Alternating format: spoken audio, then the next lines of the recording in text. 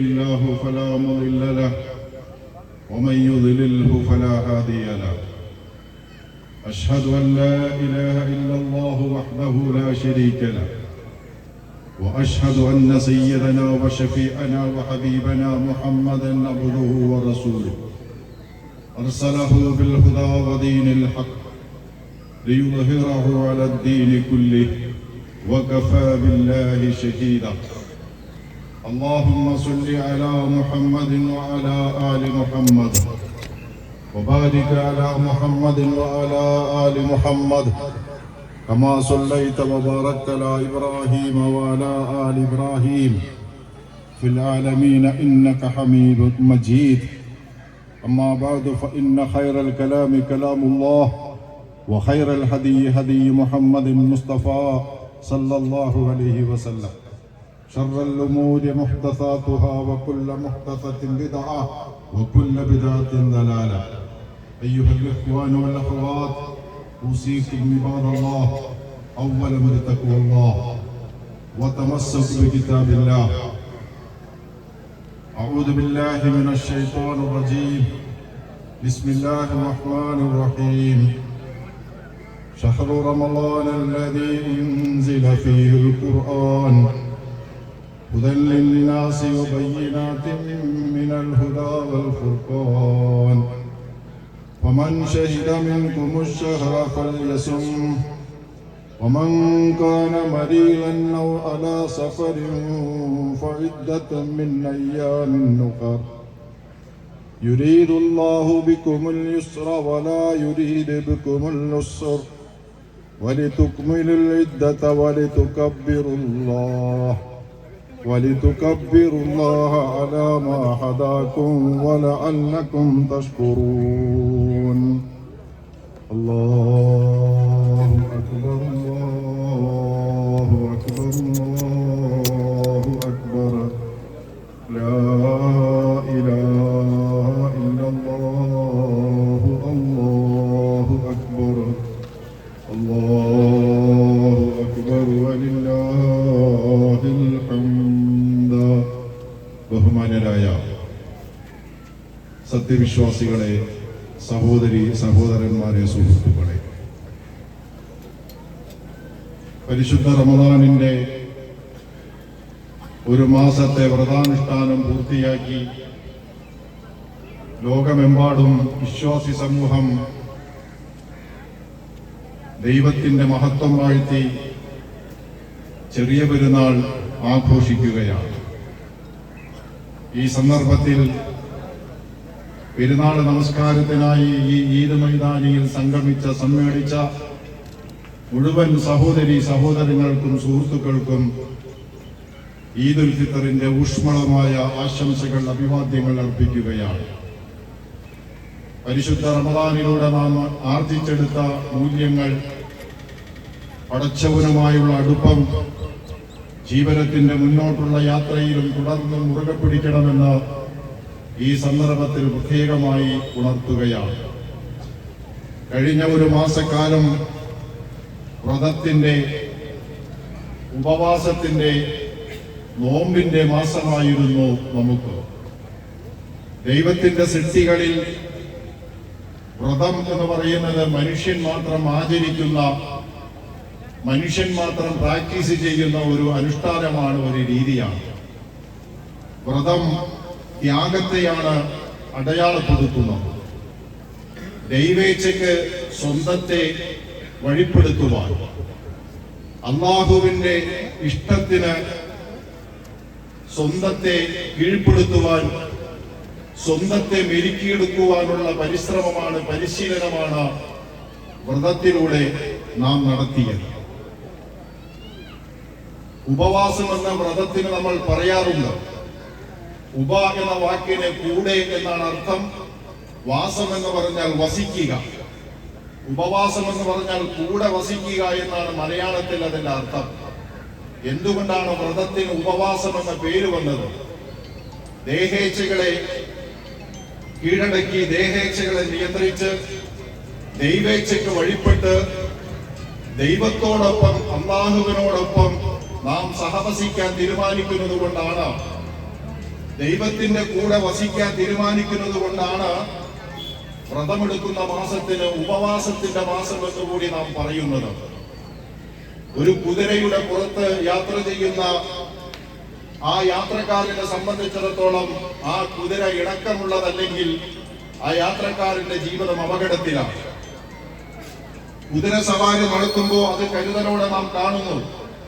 ഒരു വാഹനത്തിൽ നാം യാത്ര ചെയ്യുമ്പോൾ ആ വാഹനം നമുക്ക് ഇണക്കമുള്ളതാകണം, നമുക്കത് മെരുങ്ങിയതാകണം, നിയന്ത്രണമുള്ളതാകണം. അല്ലെങ്കിൽ ആ വാഹനത്തിലുള്ളവർ അപകടത്തിൽപ്പെടും. പ്രിയമുള്ളവരെ, മനുഷ്യൻ ആത്മാവും ശരീരവും കൂടിച്ചേർന്ന ഒരു അസ്തിത്വമാണ്, സവിശേഷമായ ഒരു സിദ്ധിയാണ്. മനുഷ്യന്റെ ആത്മാവ് വഹിക്കുന്ന വാഹനമാണ് ശരീരം എന്ന് പറയുന്നത്. അവന്റെ റൂഹ്, അവന്റെ ആത്മാവ്, ആ ആത്മാവിനെ പേറുന്ന, ആത്മാവിനെ വഹിക്കുന്ന വാഹനമാണ് ശരീരം. അതുകൊണ്ട് തന്നെ മെരുങ്ങാത്ത കുതിര തേരിനെയും തേരാളിയെയും നശിപ്പിക്കുന്നത് പോലെ വഴങ്ങാത്ത മെരുങ്ങാത്ത ശരീരം ആത്മാവിനെ നശിപ്പിച്ചു കളയും. അതുകൊണ്ട് തന്നെ നിങ്ങൾ ആത്മാവിന്റെ ആധിപത്യത്തിന് വേണ്ടി കഴിഞ്ഞ ഒരു മാസക്കാലം നാം എല്ലാവരും ശ്രമിക്കുകയായിരുന്നു. നമ്മൾ ഉച്ചയായിപ്പോ വിശന്നിട്ടുണ്ട്. പ്രഭാതം മുതൽ പ്രദോഷം വരെ അന്നപാനീയങ്ങൾ പൂർണ്ണമായി ദൈവത്തിന് വേണ്ടി വർജിച്ച് നട്ടുച്ച ഈ കാലയളവിലും നമുക്ക് ദാഹിച്ചു, നമുക്ക് വിശന്നു, നമ്മുടെ തൊണ്ട വരണ്ടിരുന്നു. വിശപ്പ് എന്ന് പറയുന്നത് ശരീരത്തിന്റെ സിഗ്നലാണ്. ദാഹം എന്ന് പറയുന്നത് ശരീരത്തിന്റെ സിഗ്നലാണ്.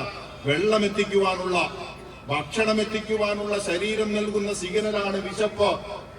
നേരെ ഉച്ചയായ നേരത്തെ നോമ്പുകാരനെ സംബന്ധിച്ചിടത്തോളം നന്നായി വിശന്നു, നന്നായി ദാഹിച്ചു.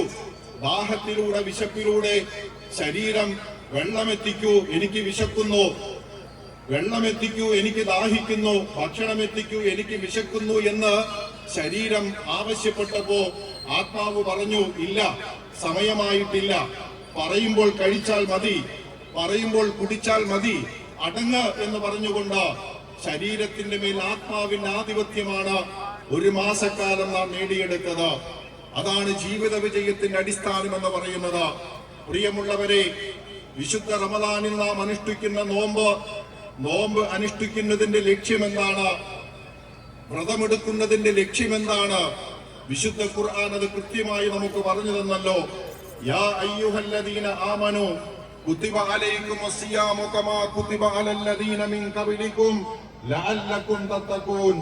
അല്ലയോ വിശ്വാസികളെ, നിങ്ങളുടെ മുൻഗാമികൾക്ക് മേൽ നോമ്പ് നിർബന്ധമാക്കിയതുപോലെ, കഴിഞ്ഞുപോയ സമൂഹങ്ങൾക്ക് വ്രതം നിശ്ചയിക്കപ്പെട്ടതുപോലെ നിങ്ങൾക്കും വ്രതം നിശ്ചയിച്ചിരിക്കുന്നു. ലഅല്ലകും തത്തഖൂൻ, നിങ്ങൾ തഖ്വയുള്ളവരാകുന്നതിന് വേണ്ടി. രണ്ട് വസ്തുതയാണ് ആ ഖുർആനിക വചനം നമ്മെ പഠിപ്പിച്ചത്. ഒന്ന്, നിങ്ങൾക്ക് മുമ്പുള്ളവർക്കും നോമ്പ് നിശ്ചയിക്കപ്പെട്ടതുപോലെ നിങ്ങളും നോമ്പ് ആചരിക്കണം എന്ന് പറഞ്ഞാൽ, പ്രവാചകൻ പ്രോഫറ്റ് മുഹമ്മദ് സല്ലല്ലാഹു അലൈഹി വസല്ലമയുടെ ആഗമനത്തിന് ശേഷം അദ്ദേഹം തുടങ്ങിവെച്ച, അദ്ദേഹത്തിന്റെ ശിഷ്യന്മാർ ലോകത്ത് തുടങ്ങിവെച്ച ഒരു രീതിയല്ല നോമ്പ് അല്ലെങ്കിൽ വ്രതം എന്ന് പറയുന്നത്. പ്രവാചകൻ ആഗതനാകുന്നതിന് മുമ്പും കഴിഞ്ഞുപോയ സമൂഹങ്ങളിലും ചരിത്രാതീത കാലം മുതൽ തന്നെ മനുഷ്യൻ ദൈവിക പദ്ധതിയുടെ ഭാഗമായി ആചരിച്ചു പോന്നിട്ടുള്ള ഒരു മഹത്തായ മൂല്യത്തിന്റെ പേരാണ് വ്രതം എന്ന് പറയുന്നത്. അഥവാ വ്രതം മാനവ ചരിത്രത്തോളം പാരമ്പര്യമുള്ള ഒരു ദൈവികമായ പദ്ധതിയാണ്. എന്തിനു വേണ്ടിയാണ് നിങ്ങൾ നോമ്പെടുക്കണമെന്ന് പറഞ്ഞത്? ഖുർആൻ പറഞ്ഞു, ലഅല്ലകും തത്തഖൂൻ, നിങ്ങൾ തഖ്വയുള്ളവരാകുന്നതിന് വേണ്ടി എന്നാണ്. നോമ്പ് പിടിക്കുന്നതിന്റെ ലക്ഷ്യം തഖ്വ സമ്പാദിക്കുക എന്നതാണ്. എന്താണ് തഖ്വ? തഖ്വ എന്ന് പറയുന്നത് ഒരു അറബി പദമാണ്. ആ തഖ്വ എന്ന അറബി വാക്കിന് മലയാളത്തിൽ ഒരു ട്രാൻസ്ലേഷൻ, ഒരു തർജ്ജമ, ഒരു പരിഭാഷ കൊടുക്കാമെങ്കിൽ അതിന് ഏറ്റവും സൂക്ഷ്മമായ, ഏറ്റവും അനുയോജ്യമായ പദം സൂക്ഷ്മത എന്ന വാക്കാണ്. ലഅല്ലകും തത്തഖൂൻ, നിങ്ങൾ സൂക്ഷ്മതയുള്ളവരാകുന്നതിന് വേണ്ടി. ജീവനത്തെ ജാഗ്രതയോടെ, ജീവനത്തെ കണിശതയോടെ, ജീവനത്തെ സൂക്ഷ്മതയോടെ, കരുതലോടെ നയിക്കുന്നതിന് വേണ്ടി നിങ്ങൾ നോമ്പ് ശീലമാക്കണം എന്നതാണ് നോമ്പിന്റെ ലക്ഷ്യമായിട്ട് ഖുർആൻ പറയുന്നത്. നിങ്ങൾ സൂക്ഷ്മതയുള്ളവരാവുക. എന്താണ് പ്രിയമുള്ളവരെ സൂക്ഷ്മത? സൂക്ഷ്മത എന്ന വാക്ക് നമുക്കാർക്കും അപരിചിതമല്ല. ജീവിതത്തിൽ നാം നിരന്തരമായി പറയുന്നതും കേൾക്കുന്നതുമായ ഒരു പദമാണ്. സാമൂഹ്യ ജീവി എന്ന നിലയിൽ മനുഷ്യൻ ഇടപെടുന്ന സോഷ്യൽ പ്ലാറ്റ്ഫോമുകളുണ്ട്, പൊതു ഇടങ്ങളുണ്ട്. ആ ഇടങ്ങളിൽ ചില സ്ഥലത്ത് ചില ബോർഡുകൾ നമ്മൾ കാണാറുണ്ട്. ആ ബോർഡുകളിൽ ഇങ്ങനെ എഴുതി വച്ചിരിക്കുന്നു, സൂക്ഷിക്കുക, നിങ്ങൾ ക്യാമറയുടെ നിരീക്ഷണത്തിലാണ്, ഇവിടെ ക്യാമറയുണ്ട്, നിങ്ങൾ സൂക്ഷിക്കുക. ഇത് പൊതുവിടങ്ങളിൽ നാം കണ്ടു ശീലിച്ച ചില സിഗ്നലുകളും ചില ബോർഡുകളുമാണ്. അതെ, ഒരു കരുതലെടുക്കാനുള്ള നിർദ്ദേശമാണ്. ഈ സൂക്ഷ്മതയെ ക്യാമറയുണ്ട്, സൂക്ഷിക്കുക, നിങ്ങൾ ക്യാമറയുടെ നിരീക്ഷണത്തിലാണ്, സൂക്ഷിക്കുക എന്നെടുക്കുക. ആ വാക്കിന്റെ സ്ഥാനത്ത് സൂക്ഷിക്കുക, പടച്ചവനുണ്ട്, നിങ്ങൾ പടച്ചവന്റെ ക്യാമറ കണ്ണുകളുടെ മുന്നിലാണ് ജീവിക്കുന്നത് എന്ന് മാറ്റി പറഞ്ഞാൽ ആ വാക്കിന്റെ പേരാണ് തഖ്വ എന്ന് പറയുന്നത്. നമ്മുടെ മലയാളത്തിൽ പറയും, സംസാരിക്കുമ്പോൾ സൂക്ഷിക്കണം കേട്ടോ, സൂക്ഷിച്ച് സംസാരിക്കണമെന്ന്. അതെ, സൂക്ഷിക്കുക എന്ന വാക്ക് സംസാരത്തിന്റെ കൂടെ നാം വ്യാപകമായി പ്രയോഗിക്കാറുണ്ട്. എന്താണ് കാരണം? മനുഷ്യന് പലപ്പോഴും സൂക്ഷ്മത നഷ്ടപ്പെടുന്നത് അവന്റെ വാർത്തകളിലാണ്. ഒരു ഫിസിഷ്യന്റെ അടുത്ത് ഒരു രോഗി ചെന്നാൽ നാവ് നീട്ടാൻ പറയും. ആ രോഗിയുടെ ലക്ഷണം, ആ രോഗിയുടെ ശരീരത്തിന്റെ പ്രശ്നം മനസ്സിലാക്കാൻ ഡോക്ടർ ആദ്യം തന്നെ നോക്കുന്നത് നാവ് ടെസ്റ്റ്, നാവൊന്ന് നോക്കുക എന്നുള്ളതാണ്. അതെ, അതൊരു വലിയ കഷ്ടമാണ്. ഒരാളെ നാവിന്റെ വാക്കുകൾ പറയും, അയാൾ ഏതൊരു എത്തിക്കാമാറില്ല. അതുകൊണ്ടാണ് അസസ്യമായ വാക്കുകൾ പ്രയോഗിക്കുന്നവരോട് നമ്മൾ പറയുന്നത്, വാക്കുകൾ സൂക്ഷിക്കണം കേട്ടോ എന്ന്, സൂക്ഷിച്ച് സംസാരിക്കണം കേട്ടോ എന്ന്. അതെ, ഈ സൂക്ഷ്മതയുടെ പേരാണ് തഖ്വ. ഈ തഖ്വ ജീവിതത്തിൽ ആർജിക്കുവാനാണ് നാം നോമ്പെടുക്കണമെന്ന് വിശുദ്ധ ഖുർആൻ നമ്മോട് ആഹ്വാനം ചെയ്തത്. പ്രിയമുള്ളവരെ, നോമ്പിന്റെ ലക്ഷ്യമായി ഖുർആൻ പറഞ്ഞത് സൂക്ഷ്മതയാണ്, തഖ്വയാണ്. ഈ തഖ്വയെ അല്ലാഹുവിന്റെ പരിശുദ്ധ ഖുർആൻ ഒരു സ്ഥലത്ത് ഉപമിക്കുന്നത് പാഥേയത്തോടാണ്. യാത്രക്കാരൻ തന്റെ യാത്രയ്ക്ക് വേണ്ടി നടത്തുന്ന ഒരുക്കങ്ങളെ പാഥേയമെന്ന് നമ്മൾ പറയാറുണ്ട്. സന്നാഹങ്ങൾക്ക് പാഥേയമെന്ന് പറയാറുണ്ട്. ആ പാഥേയത്തോട് അല്ലാഹു തഖ്വ എന്ന വാക്കിനെ ഉപമിച്ചിട്ടുണ്ട്. ഒരു യാത്രക്ക് പോകുന്ന മനുഷ്യൻ യാത്രക്ക് വേണ്ടി നടത്തുന്ന ഒരുക്കങ്ങൾക്ക് പാഥേയമെന്ന് പറയും. ഈ പാഥേയത്തോട് തഖ്വയെ അല്ലാഹു ഉപമിച്ചു. തസവ്വദൂ ഫഇന്ന ഖൈറസ്സാദി തഖ്വ. നിങ്ങൾ പാഥേയം ഒരുക്കൂ, യാത്രക്കുള്ള ഒരുക്കങ്ങൾ നടത്തിക്കോളൂ. പക്ഷെ ഏറ്റവും ഉത്തമമായ പാഥേയം ദൈവത്തോടുള്ള സൂക്ഷ്മതയാണ്, തഖ്വ എന്ന പാഥേയമാണ്. അതെ, ജീവിതയാത്രയിലെ ഏറ്റവും വലിയ പാഥേയം തഖ്വ എന്ന് പറയുന്ന മൂല്യമാണ്. നമ്മളെല്ലാവരും ഒരു യാത്രക്ക് ഒരുങ്ങിയിരിക്കുന്നവരാണ്. നമ്മുടെ ജീവിതത്തിൽ ഒരു യാത്രയുണ്ട്. ആ യാത്രയിൽ നിന്ന് ആരും മുക്തരല്ല. മടങ്ങി വരവില്ലാത്തൊരു യാത്രയാണ്, തിരിച്ചു വരാത്തൊരു യാത്രയാണ്. നമ്മുടെ വീടിന്റെ ഉമ്മറത്ത് നിന്ന്, നമ്മുടെ വീടിന്റെ ഹാളിൽ നിന്ന് ചേതനയറ്റ നമ്മുടെ ശരീരം, നമ്മുടെ മയ്യത്ത്, നമ്മുടെ മക്കൾ അവരുടെ തോളിൽ വെച്ചുകൊണ്ട് അവസാനമായി നമ്മുടെ വീടിന്റെ പടി കടന്ന് നമ്മളെ ഖബർസ്ഥാനിലേക്ക് കൊണ്ടുപോകുന്ന ഒരു ദിവസമുണ്ട്. മരണം എന്നാണ് നമ്മൾ അതിനെ പറയുന്നത്. ആ യാത്രക്കൊരുങ്ങാൻ കഴിയാത്ത ആരെങ്കിലും ഈ ലോകത്തുണ്ടോ? ദൈവമില്ല എന്ന് പറയുന്നവരുണ്ടായേക്കാം, മരണാനന്തരം ജീവിതമില്ല എന്ന് പറയുന്നവരുണ്ടാകാം. പക്ഷെ മരണത്തെ നിഷേധിച്ച് ആരെങ്കിലും ഈ ലോകത്തുണ്ടോ? ഇല്ല. മരണം എന്ന സത്യം പോലെ അനിഷേധ്യമായ ഒരു യാഥാർത്ഥ്യം മനുഷ്യ ജീവിതത്തിൽ ഇല്ല. അതുകൊണ്ടാണ് ഖുർആൻ മരണത്തെയും മനുഷ്യ ജീവിതത്തെയും ബന്ധിപ്പിച്ചുകൊണ്ട് നിരന്തരം പറഞ്ഞുകൊണ്ടിരിക്കുന്നത്. മരണം എല്ലാവർക്കും ഭയമാണ്. മരണം എന്ന വാക്ക് കേൾക്കുമ്പോൾ തന്നെ മനുഷ്യർ ജാഗരൂകരാകും. എല്ലാവർക്കും മരിക്കാൻ പേടിയാ. പ്രവാചകൻ ഒരിക്കൽ പറഞ്ഞു, ഏറ്റവും നല്ല ഉപദേശകൻ മരണമാണ്. മരണമെന്ന ഉപദേശകനേക്കാൾ മറ്റൊരു നല്ല ഉപദേശകനില്ല, താക്കീതുകാരനില്ല എന്നൊരർത്ഥവത്തായ പ്രയോഗമാണ്. മരണത്തെ എല്ലാവരും പേടിക്കുന്നു. ഞാനൊരു അനുഭവക്കുറിപ്പ് നിങ്ങളുടെ ശ്രദ്ധയിൽ കൊണ്ടുവരികയാണ്. എറണാകുളം നഗരം ഹോസ്പിറ്റലുകളുടെ ഹബ്ബാണ് എന്ന് നിങ്ങൾക്കറിയാം. കൊച്ചി നഗരത്തിൽ വളരെ പ്രശസ്തമായ ഒരു മൾട്ടി സ്പെഷ്യാലിറ്റി ഹോസ്പിറ്റൽ ഉണ്ട്. ആ ഹോസ്പിറ്റലിൽ കേരളത്തിന് സുപരിചിതമായ ഒരു ഉദരരോഗ വിദഗ്ധനുണ്ട്, ഒരു ഗ്യാസ്ട്രോ എൻട്രോളജിസ്റ്റ്. ഞാൻ തൽക്കാലം പേര് പറയുന്നില്ല.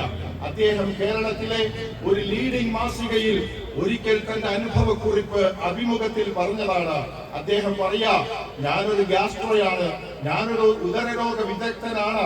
എന്റെ OP-യിൽ എന്നെ കാണാൻ ഒരുപാട് രോഗികൾ വരാറുണ്ട്. വോമിറ്റിംഗ് ആണ് ചിലർക്ക് പ്രശ്നം, ചിലർക്ക് ബ്ലഡ് പോകുന്നതാണ് പ്രശ്നം, ചിലർക്ക് തൂക്കം കുറയുന്നതാണ് പ്രശ്നം. ഒരുപാട് പ്രശ്നങ്ങളുമായി എന്നെ കാണാൻ രോഗികൾ വരും. കുറെ കാലമായി ഞാൻ ചികിത്സിക്കുന്ന രോഗികളുണ്ട്. അങ്ങനെ ചികിത്സയുടെ ഇടക്ക് എനിക്ക് ചില സംശയങ്ങൾ തോന്നുമ്പോ എന്റെ രോഗികൾക്ക് ഞാൻ ചില ടെസ്റ്റുകൾ നിർദ്ദേശിക്കും. എൻഡോസ്കോപ്പി പറയും, കൊളോനോസ്കോപ്പി പറയും. എന്നിട്ട് ഞാൻ പറയും, ഒരാഴ്ച കഴിഞ്ഞ് ഇതിന്റെ റിസൾട്ട് വാങ്ങാൻ വരണം.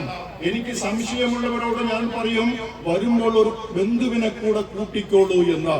അങ്ങനെ ഒരാഴ്ച കഴിഞ്ഞ് ബന്ധുവിനെയും കൂട്ടി എൻഡോസ്കോപ്പിയുടെ റിസൾട്ട് അറിയാൻ വേണ്ടി എന്റെ പേഷ്യന്റ് എന്റെ OP-യിലേക്ക് വരും. അപ്പോൾ തന്നെ മുഖത്തൊരു വെപ്രാളം ഞാൻ കാണാറുണ്ട്. അങ്ങനെ ആ മനുഷ്യന്റെ കോളനോസ്കോപ്പിയുടെ എൻഡോസ്കോപ്പിയുടെ ടെസ്റ്റിങ്ങിനെ ഞാൻ ആ റിസൾട്ട് ഇങ്ങനെ നോക്കും. അവസാനം ഞാൻ കണ്ടു, എന്റെ കയ്യിൽ നിന്ന് ഇദ്ദേഹത്തിന്റെ കേസ് പോയിരിക്കുന്നു. ഇനി ഞാനല്ല ഇദ്ദേഹത്തെ ട്രീറ്റ് ചെയ്യേണ്ടത്. ഞാൻ അദ്ദേഹത്തോട് പറയും, സോറി, ക്ഷമിക്കണം, ഇനി മുതൽ നിങ്ങൾ എനിക്ക് ചീട്ടെടുക്കേണ്ടതില്ല. നിങ്ങൾ ഡോക്ടർ ഗംഗാധരനെ ചീട്ടെടുത്താൽ മതി. നിങ്ങൾ ഇനി ഗംഗാധരൻ സാറിന് നിങ്ങൾ OP-യിൽ ചീട്ടെടുത്താൽ മതി. ഇനി എന്നെ നിങ്ങൾ കാണേണ്ടതില്ല എന്ന് ഞാൻ പറയുമ്പോൾ എന്റെ പേഷ്യന്റ് അസ്വസ്ഥമായി, മുഖം വിവർണമായി, ചോര വറ്റിക്കൊണ്ട് ഉടനെ ചോദിക്കുന്ന ഒരു ചോദ്യമുണ്ട്, എന്തിനാണ് ഡോക്ടറെ ഞാൻ ഗംഗാധരൻ സാറിനെ കാണുന്നത്? എനിക്കെന്തിനാണ് ഗംഗാധരൻ സാറിനെ നിർദ്ദേശിക്കുന്നത്? എനിക്ക് എന്താണ് ഡോക്ടറെ? എനിക്കതാണോ ഡോക്ടറെ? ഞാൻ എന്തിനാണ് ഗംഗാധരൻ സാറിനെ കാണുന്നത്? ഈ ഡോക്ടർ പറയാ, ഡോക്ടർ ഗംഗാധരൻ എന്ന പേര് കേൾക്കുമ്പോഴേക്കും എന്റെ പേഷ്യന്റിന് പേടിയാണ്. കാരണം കേരളത്തിൽ അറിയപ്പെട്ട ഒരു ക്യാൻസർ വിദഗ്ധനാണ് ഡോക്ടർ ഗംഗാധരൻ. അദ്ദേഹം ഒരു പ്രശസ്തനായ ഓൺകോളജിസ്റ്റ് ആണ്. അദ്ദേഹത്തിന് ഇനി നിങ്ങൾ ചീട്ടെടുക്കണമെന്ന് പറയുമ്പോഴേക്കും അസ്വസ്ഥപ്പെടുകയാണ്. അതെ, ഇദ്ദേഹം പറയുന്നുണ്ട്, എറണാകുളത്ത് ഒരു പ്രമുഖ രാഷ്ട്രീയ നേതാവ് പൊട്ടിക്കരയുകയായിരുന്നു തന്റെ മുമ്പിലെന്ന്. ഇത്രയുള്ളു കേട്ടോ. മരണത്തിന്റെ മുമ്പിൽ കീഴടങ്ങാത്ത, മരണത്തിന്റെ മുമ്പിൽ നിസ്സഹായരാവാത്ത ആരെങ്കിലും ഉണ്ടോ മനുഷ്യരുടെ കൂട്ടത്തിൽ? ആ യാത്രക്ക് നിങ്ങൾ തയ്യാറെടുക്കണം. ആ യാത്ര സത്യമാണ്. ആ യാത്രക്കുള്ള പാഥേയത്തിന്റെ പേരാണ് തഖ്വ എന്ന് പറയുന്നത്. അതുകൊണ്ട് പ്രിയമുള്ളവരെ, ഞാൻ അവസാനിപ്പിക്കുന്നു. അല്ലാഹുവുമായുള്ള കൂടിക്കാഴ്ചക്ക്, യാത്രക്ക് നമ്മൾ ഒരുങ്ങുമ്പോ, വീട്ടിൽ നിന്ന് നമ്മുടെ ജനാസ എടുക്കുമ്പോ, ആത്മാവ് പറന്നുപോയ ശരീരം ഉപേക്ഷിച്ച, വാഹനം ഉപേക്ഷിച്ച യാത്രക്കാരൻ വാഹനം ഉപേക്ഷിച്ചു. ആ വാഹനത്തെയാണ് ഇനി അടക്കം ചെയ്യാൻ കൊണ്ടുപോകുന്നത്. ആ ദിവസത്തിന് വേണ്ടി നാം ഒരുങ്ങുക. ആ ഒരുക്കത്തിന്റെ പാഥേയമാണ് തഖ്വ. അല്ലാഹു നമ്മെ അനുഗ്രഹിക്കുമാറാകട്ടെ. ഒന്നുകൂടി സൂചിപ്പിക്കുന്നു പ്രിയമുള്ളവരെ, ഇന്ന് മഹത്തായ ആഘോഷത്തിന്റെ ഒരു സുദിനമാണ്. ലോകം മുഴുവൻ മുസ്ലിം സഹോദരങ്ങൾ പെരുന്നാൾ ആഘോഷിക്കുകയാണ്. ഇത് നമുക്ക് സന്തോഷത്തിന്റെ സുദിനമാണ്. ഇത് നമുക്ക് ആഹ്ലാദത്തിന്റെ സുദിനമാണ്. അതോടൊപ്പം തന്നെ ഈ ദിവസം മാനവിക ഐക്യം, സാഹോദര്യം ഊട്ടിയുറപ്പിക്കുവാനുള്ള ഒരവസരമായിട്ട് കൂടി നമ്മൾ ഇതിനെ കാണണം. എന്തൊരു മനോഹരമായ ആവിഷ്കാരമാണ് പ്രവാചകൻ നടത്തിയത്. പരിശുദ്ധ റമദാനിന്റെ അവസാനത്തെ 10-ൽ പള്ളിയിൽ ഇഴ്തികാഫിരുന്ന, പള്ളിക്ക് പുറത്തിറങ്ങാതെ ആരാധനാലയത്തിന്റെ അകത്തളങ്ങളിൽ തന്നെ രാവും പകലും ചെലവഴിച്ച പ്രവാചകൻ. പക്ഷേ റമദാൻ അവസാനിക്കുമ്പോ, ശവ്വാൽ 1-ന്റെ ഇറക്കുമ്പോ പെരുന്നാൾ നമസ്കരിക്കാൻ പ്രവാചകൻ പള്ളിയല്ല തെരഞ്ഞെടുത്തത്. പെരുന്നാൾ നമസ്കാരം പ്രവാചകൻ മൈതാനത്തേക്ക് കൊണ്ടുപോയി. കഴിഞ്ഞ ഒരു മാസവും അവസാനത്തെ 10 ദിവസവും ഇഴ്തികാഫ് എന്ന ദൈവത്തോടൊപ്പം വസിക്കുക എന്ന ഉപവാസത്തെ ആരാധനാലയത്തിന്റെ അകത്ത് തന്നെ ഇരുന്ന് നിർവഹിച്ച പ്രവാചകൻ പെരുന്നാൾ നമസ്കരിക്കുമ്പോ അത് പുറം മൈതാനത്തേക്ക്, അതെ, നിങ്ങൾ ബഹുസ്വര സമൂഹത്തോട് എൻഗേജ് ചെയ്യേണ്ടവരാണ്. ലോകം നിങ്ങൾ അനുഭവിക്കേണ്ടവരാണ്. നിങ്ങൾ തിരിച്ചറിയേണ്ടവരാണ്. പൗര സമൂഹത്തോട് ചേർന്ന് നിൽക്കുക. ഈ ഒരു മഹത്തായ സന്ദേശമാണ് യഥാർത്ഥത്തിൽ ഈദ്ഗാഹിന്റെ സന്ദേശം എന്ന് പറയുന്നത്. ഞാൻ അവസാനിപ്പിക്കുന്നു. വിശുദ്ധ ഖുർആൻ അവതരിച്ച മാസമാണ് റമദാൻ. വിശുദ്ധ ഖുർആനിന്റെ അവതരണത്തിന് സാക്ഷ്യം വഹിച്ച മാസമാണ് റമദാൻ. മാനവരാശിക്ക് ഇറക്കപ്പെട്ട ആ ദൈവിക ഗ്രന്ഥം, ആ ഗ്രന്ഥം മനുഷ്യരാശിയോട് അഭിസംബോധന ചെയ്ത് പറഞ്ഞൊരു വചനമില്ലേ, യാ അയ്യുഹന്നാസ്, ഓ ജനങ്ങളെ, ഇന്നാ ഖലഖനാകും മിൻ ദക്കരിൻ വ ഉൻസാ, നിങ്ങളെ മുഴുവൻ നാം സൃഷ്ടിച്ചത് ഒരാണിൽ നിന്നും ഒരു പെണ്ണിൽ നിന്നുമാണ്. ലോകത്തെ സകല മനുഷ്യരും ഒരു മാതാവിന്റെ ഉദരത്തിൽ നിന്ന് പോന്നവരാണ്. സഹോദരം, അതാണ് സഹോദരൻ. ഒരേ ഉദരത്തിൽ നിന്ന് പോന്നവർ. ഈ വാക്ക് ഖുർആൻ ഉപയോഗിച്ചത് മുഴുവൻ മനുഷ്യരെയും കണ്ടുകൊണ്ടാണ്. അതുകൊണ്ട് ഈ ലോകത്തുള്ള സകല മനുഷ്യരും ദൈവിക കുടുംബത്തിലെ ആദമിന്റെയും ഹവ്വയുടെയും കുടുംബത്തിൽ നിന്ന് പിറവിയെടുത്ത ഒരു ഉദരത്തിൽ നിന്ന് ഉദരത്തിൽ നിന്ന് പോയ സഹോദരങ്ങൾ എന്ന കൺസെപ്റ്റ് വിശുദ്ധ ഖുർആൻ ലോകത്തിന്റെ മുമ്പിൽ കാഴ്ചവെക്കുകയാണ്. ആ മഹത്തായ പാരമ്പര്യം ഉയർത്തിപ്പിടിച്ചുകൊണ്ട് ഈ പെരുന്നാളിന്റെ സുദിനത്തിൽ ലോകത്തെ നമ്മുടെ ചുറ്റുവട്ടത്തുള്ള മുഴുവൻ സഹോദരങ്ങളോടും നമുക്ക് ഇടപെടുവാനും നമ്മുടെ സന്തോഷം പങ്കുവെക്കാനും നമുക്ക് കഴിയേണ്ടതുണ്ട്. നീതിയുടെ ഒരു ലോകത്തിന് വേണ്ടിയാണ് നാം ഒക്കെ പ്രാർത്ഥിക്കുന്നതും പ്രയത്നിക്കുന്നതും. അനീതി വാടുന്ന ഒരു കാലത്താണ് നമ്മളൊക്കെ ജീവിച്ചു കൊണ്ടിരിക്കുന്നത്. തഖ്വ ഏറ്റവും വലിയ മൂല്യമായി ഖുർആൻ പറഞ്ഞത് അത് നീതിയാണ് എന്നാണ്. നമുക്കറിയാം, ലോകത്തെ പരമാധികാര രാജ്യങ്ങളുടെ മേൽ കടന്നു കയറി അധികാരത്തിന്റെ ബലത്തിൽ ഇന്ന് നീതി അധികാരമാണ്, ഇന്ന് നീതി ശക്തിയാണ്. ശക്തിയുള്ളവൻ പറയുന്നതാണ് നീതി എന്ന് പറയുന്നത്. ലോകത്തെ നിങ്ങൾ നോക്കൂ, പരമാധികാര രാജ്യത്തിന്റെ മേൽ തിട്ടൂരമിറക്കുകയാണ്. ഇന്ത്യയോട് അമേരിക്ക പറയുന്നു, ഞങ്ങൾ പറയും എവിടെ നിന്ന് നിങ്ങൾ എന്ത് വാങ്ങണം എന്ന്. പരമാധികാര രാജ്യത്തിന്റെ അവരുടെ അവകാശത്തെ ചോദ്യം ചെയ്യുക വെനസ്വേല. നിങ്ങൾക്കറിയില്ലേ, ഒരു രാജ്യത്തിന്റെ പ്രസിഡന്റിനെ നിക്കോളാസ് എന്ന് പറയുന്ന വെനസ്വേലൻ രാജ്യത്തിന്റെ പ്രസിഡന്റിനെ രാത്രിക്ക് രാത്രി ഫൈറ്റർ ജെറ്റുകളുടെ അകമ്പടിയോടുകൂടി ആ കൊട്ടാരം തകർത്ത് തട്ടിക്കൊണ്ടു പോകുന്ന ഒരു ചട്ടമ്പ് രാഷ്ട്രീയത്തിന്റെ കാലത്താണ് നമ്മൾ ജീവിച്ചു കൊണ്ടിരിക്കുന്നത്. ഞങ്ങൾക്ക് കീഴടങ്ങുക, അല്ലെങ്കിൽ ഞങ്ങൾ അവസാനിപ്പിക്കും.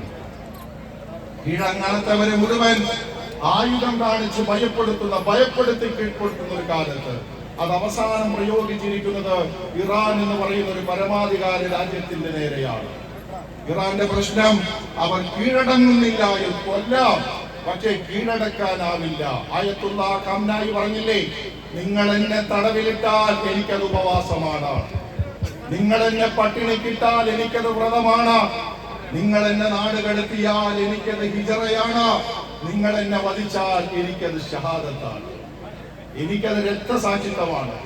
ഈ നിർണായക ഘട്ടത്തിൽ ലോകത്തെ മുഴുവൻ രാജ്യങ്ങളുടെയും പരമാധികാരത്തെ ചോദ്യം ചെയ്യുന്ന സാമ്രാജ്യത്വ ശക്തികളുടെ നീതികേടിനെതിരെ നമ്മുടെയൊക്കെ ഉള്ളിലെ ധാർമ്മിക ബോധം ഉണരേണ്ട സമയമാണ്. ആ നിലക്ക് നീതിക്ക് വേണ്ടി സർവശക്തനോട് പ്രാർത്ഥിക്കുക, ഇരകൾക്കൊപ്പം നിൽക്കാൻ നമുക്ക് മുഴുവൻ സാധ്യമാകണം. ഞാൻ നന്ദിയോടെ ഓർക്കുകയാണ്, 2024 ഫ്രാൻസിസ് മാർപ്പാപ്പ ക്രിസ്മസ് ആഘോഷിച്ച വേളയിൽ ഉണ്ണിയേശുവിനെ ഫലസ്തീനിലെ ജനങ്ങളുടെ കഫിയ പുതപ്പിച്ചുകൊണ്ട്, അറബികളുടെ ഫലസ്തീനികളുടെ സംസ്കാരത്തിന്റെ ഭാഗമാണ് കഫിയ, ഉണ്ണിയേശുവിനെ കഫിയ ധരിപ്പിച്ച് പുൽക്കൂട്ടിൽ കിടത്തി ഫ്രാൻസിസ് മാർപ്പാപ്പ. എന്തിനെതിരെ? 18,500ഓളം കുട്ടികളെയാണ് ഇസ്രായേൽ ഗസയിൽ ചുട്ടുകൊന്നത്, വെടിവെച്ചുകൊണ്ടത്, ബോംബിട്ട് കൊന്നത്. ആ മക്കളോട് ഐക്യദാർഢ്യം പ്രഖ്യാപിച്ചുകൊണ്ട് അനീതിയുടെ ശക്തികളോട് അരുത് എന്ന് പറയാൻ അദ്ദേഹം ഉപയോഗിച്ചത് ക്രിസ്മസ് എന്ന് പറയുന്ന ഒരു ആഘോഷത്തെ തന്നെയാണ്. എന്തൊരു മനോഹരമായ ആവിഷ്കാരമാണ്, എന്തൊരു മനോഹരമായ സന്ദേശമായിരുന്നു. ഉണ്ണി യേശുവിനെ കഫിയ പുറപ്പിച്ച് അരുത്, ഫലസ്തീനിലെ മക്കളെ കൊല്ലരുത് എന്ന് ലോകത്തോട് പഠിപ്പിച്ച ഫ്രാൻസിസ് മാർപ്പാപ്പ, ആ പാപ മനുഷ്യന് പോലും മാർപ്പാപ്പ എന്ന പരിഹാസ പേര് വിളിക്കാൻ കേരളത്തിലും ചിലരുണ്ടായി എന്നുള്ളത് നമ്മയൊക്കെ വേദനിപ്പിക്കുന്നതാണ്. പക്ഷെ നിരാശരാകരുത്. നീതിബോധമുള്ള മനുഷ്യരൊക്കെയും ധർമ്മത്തിന്റെ പക്ഷത്താണ്, നീതിബോധമുള്ളവരൊക്കെയും നീതിയുടെ പക്ഷത്താണ്. അവരോടൊപ്പം ചേരുക എന്ന ഒരു ധീരമായ നിലപാടെടുക്കാൻ നമുക്ക് കഴിയണം. മുസ്ലിം ലോകം അനുഭവിക്കുന്ന പ്രയാസങ്ങൾ, ലോകം മുഴുവൻ അനുഭവിക്കുന്ന പ്രയാസങ്ങൾ, ആ പ്രയാസങ്ങൾ ദൂരീകരിക്കപ്പെടാൻ സർവശക്തനായ റബ്ബിനോട് നാം പ്രാർത്ഥിക്കേണ്ടതുണ്ട്. ഇരകളുടെ ഐക്യം ലോകത്ത് കൂടുതൽ ശക്തിപ്പെടേണ്ട ഒരു കാലമാണ്. ഒരു നല്ല നേതൃത്വത്തെ ഈ സമൂഹത്തിന് ലഭിക്കേണ്ടതുണ്ട്. പ്രിയമുള്ളവരെ, സർവശക്തനായ അല്ലാഹു സുബ്ഹാനഹു വ തആല, സർവശക്തനായ തമ്പുരാൻ നമുക്കെല്ലാവർക്കും സമാധാനവും സൗഖ്യവും സ്ഥിരതയും പ്രദാനം ചെയ്യുമാറാകട്ടെ. മുസ്ലിം ലോകം അനുഭവിക്കുന്ന പ്രയാസങ്ങളിൽ നിന്ന് ഈ ഉമ്മത്തിന്, ഈ സമുദായത്തിന് അല്ലാഹു മോചനം പ്രദാനം ചെയ്യുമാറാകട്ടെ. അവരുടെ സ്ത്രീകളെ വധിക്കുന്ന, അവരുടെ മക്കളെ കൊല്ലുന്ന, അവരിലെ വൃദ്ധന്മാരെ കൂട്ടക്കൊല ചെയ്യുന്ന അനീതിയുടെ ഇരുട്ടിന്റെ ശക്തികളിൽ നിന്ന് അല്ലാഹു ഈ ഉമ്മത്തിനെ കാത്തുരക്ഷിക്കുമാറാകട്ടെ. ഈ ഉമ്മത്തിന്റെ മനസ്സുകളെ അല്ലാഹു കൂട്ടിയിണക്കുമാറാകട്ടെ. എന്നെന്നില്ലാത്ത ഐക്യബോധം പ്രകടിപ്പിക്കപ്പെടേണ്ടുന്ന മുസ്ലിം ഐക്യം മാത്രമല്ല, മാനവിക ഐക്യം തന്നെ ശക്തിപ്പെടേണ്ട ഒരു കാലത്ത് മാനവിക ഐക്യത്തിന് വേണ്ടി നിലകൊള്ളുന്നവരിൽ സർവശക്തനായ റബ്ബ് നമ്മെല്ലാവരെയും ഉൾപ്പെടുത്തി അനുഗ്രഹിക്കുമാറാകട്ടെ. പരിശുദ്ധ റമദാനിൽ നമ്മൾ അനുഷ്ഠിച്ച എല്ലാ സൽക്കർമ്മങ്ങളെയും റബ്ബ് നമ്മിൽ നിന്ന് കബൂൽ ചെയ്യുമാറാകട്ടെ. അർഹമുറാഹിമീനായ റബ്ബേ, ഞങ്ങളുടെ പാദങ്ങളെ, ഞങ്ങളുടെ ഹൃദയങ്ങളെ ഈ മാർഗത്തിൽ ഉറപ്പിച്ചു നിർത്തണേ റഹ്മാനെ. അല്ലാഹുവേ, ഞങ്ങളുടെ ഹൃദയങ്ങൾക്ക് സ്ഥൈര്യം നൽകണേ റഹ്മാനെ. അല്ലാഹുവേ, ഞങ്ങൾ അനുഭവിക്കുന്ന വേദനകളിൽ നിന്ന്, മുസ്ലിങ്ങൾ അനുഭവിക്കുന്ന പ്രയാസങ്ങളിൽ നിന്ന്, ലോകത്ത് മർദ്ദിതർ നേരിടുന്ന പ്രയാസങ്ങളിൽ നിന്ന് അവർക്ക് നീ മോചനം നൽകണേ റഹ്മാനെ. ലോകത്തിന് ശാന്തിയും സമാധാനവും നൽകണേ റഹ്മാനെ. ഞങ്ങളുടെ മനസ്സുകളെ നീ അടുപ്പിക്കുകയും ഞങ്ങളുടെ മനസ്സുകളെ നീ കൂട്ടിയിണക്കുകയും ചെയ്യണേ റഹ്മാനെ. ഐക്യമുള്ള ഉമ്മത്തായി മുന്നോട്ട് പോകുവാൻ ഞങ്ങളുടെ നേതൃത്വത്തിനും ഞങ്ങൾക്കും നീ തൗഫീഖ് നൽകണേ റഹ്മാനെ. പരിശുദ്ധ റമദാനിൽ ഞങ്ങൾ അനുഷ്ഠിച്ച നോമ്പ്, ഞങ്ങൾ നമസ്കരിച്ച നമസ്കാരം, ഞങ്ങൾ നിർവഹിച്ച ദാനധർമ്മങ്ങൾ, സക്കാത്തുകൾ ഞങ്ങളിൽ നിന്ന് കബൂലാക്കണേ, സ്വീകരിക്കണേ റഹ്മാനെ. ഞങ്ങളുടെ മക്കളെ നീ അനുഗ്രഹിക്കണേ നാഥ. ഞങ്ങളുടെ സ്ത്രീകളെ നീ കാത്തുരക്ഷിക്കണേ നാഥ. ഞങ്ങളുടെ നാടിനെ നീ കാത്തുരക്ഷിക്കണേ റഹ്മാനെ. اللهم اغفر للمؤمنين والمؤمنات والمسلمين والمسلمات الأحياء منهم والأموات إنك مجيب الدعوات يا قاضي الحاجات طيب ثراهم واجعل الجنة مأواهم. اللهم ربنا آتنا في الدنيا حسنة وفي الآخرة حسنة وقنا عذاب النار. اللهم ألف بين قلوبنا يا رب العالمين. اللهم انصر إخواننا في فلسطين. اللهم انصر إخواننا في بلاد الفارس يا أكرم الأكرمين. ربنا آتنا في الدنيا حسنة وفي الآخرة حسنة وقنا عذاب النار. ربنا اغفر لنا ولإخواننا الذين سبقونا بالإيمان ولا تجعل في قلوبنا غلا للذين آمنوا ربنا إنك رؤوف رحيم. ولذكر الله أكبر والله يعلم ما تصنعون. وآخر دعائي الحمد لله. السلام عليكم ورحمة الله وبركاته.